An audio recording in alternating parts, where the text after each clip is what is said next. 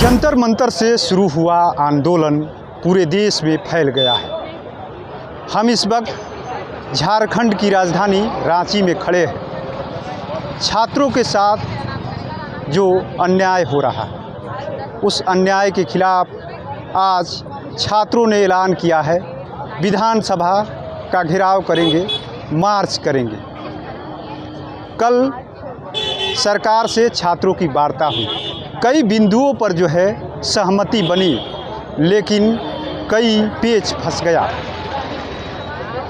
झारखंड विधानसभा का मानसून सत्र चल रहा है और आज उसको देखते हुए ये झारखंड विधानसभा के ठीक बाहर कटीले तारों से बैरिकेडिंग की गई। जेपीएससी का जो मामला था उसको सरकार ने सुन लिया है, साथ ही साथ जो उसके चेयरपर्सन थे पहले इस्तीफ़ा दे दिए, उसके अलावा 3 और लोगों ने इस्तीफ़ा दिया कल।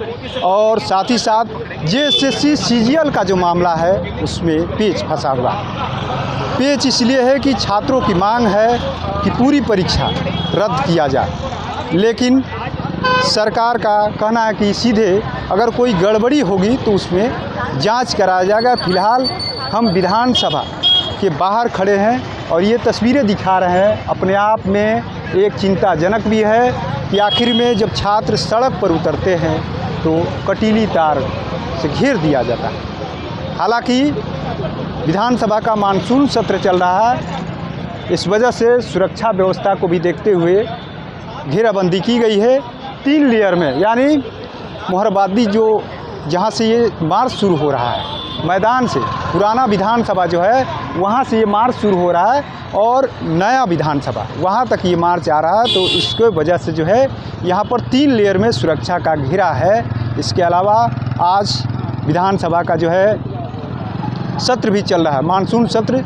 6 अगस्त से 12 अगस्त तक चलना है और आज जो सबसे बड़ा मुद्दा है, यानी विधानसभा की नज़र से देखें तो आज सदन में जो हंगामे की बात है, उस सबसे बड़ा मुद्दा जेएसएससी सीजीएल जेपीएससी। हालांकि जेपीएससी को लेकर के सरकार ने मामला सुलझा लिया, लेकिन जेएसएससी की बात करें या तमाम और बिंदुओं पर जो है सहमति नहीं बनी है। सरकार का कहना सीधे तौर पर हम कोर्ट की रिटायर्ड जज की निगरानी में जो है इसकी जाँच होगी।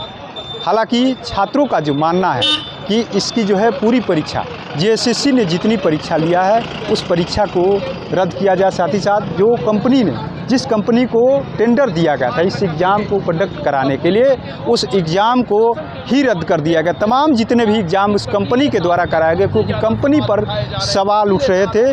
लेकिन सरकार ने कुछ बातों को तो मान लिया, लेकिन बड़ी वजह यह है कि अब तक यानी जो कार्रवाई होनी चाहिए थी, आज 17वां दिन और 17वां दिन एक तरफ विधानसभा का सत्र है, दूसरी तरफ ये कटीले तार है।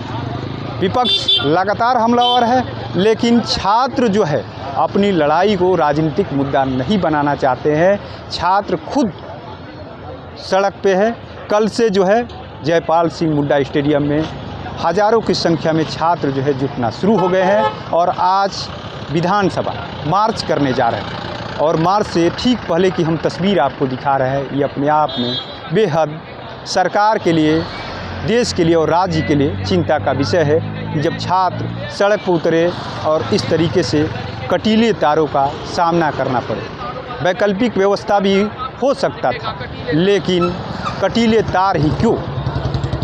ये दूसरे देश की सीमा नहीं, बांग्लादेश पाकिस्तान की सीमा तो नहीं है।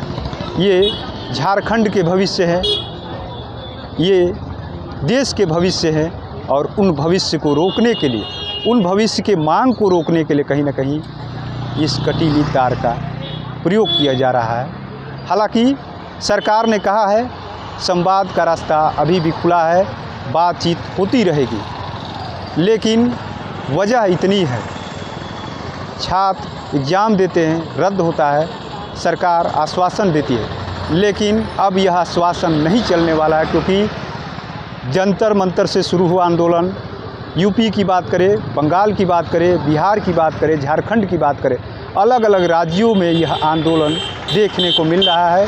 और नज़ारा कमोबेश झारखंड में भी की राजधानी रांची में भी है।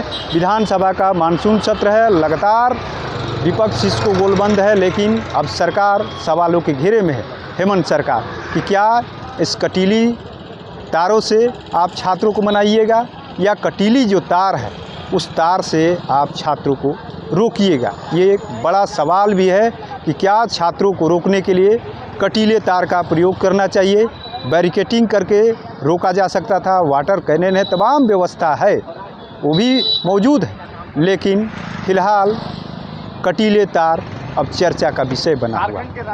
आखिर में झारखंड के भविष्य को रोकने के लिए कटीले तार ही क्यों? अब देखना होगा। तमाम जो छात्रों के मुद्दे हैं, जेसीसी सीजीएल हो, पेपर लीक हो या अन्य भर्ती जो है उसमें घोटाला हुआ है, उसकी मांग है। अब सरकार आगे क्या कुछ कदम उठाती है ये भी देखना होगा। रांची से NBC 24 के लिए कृपा शंकर।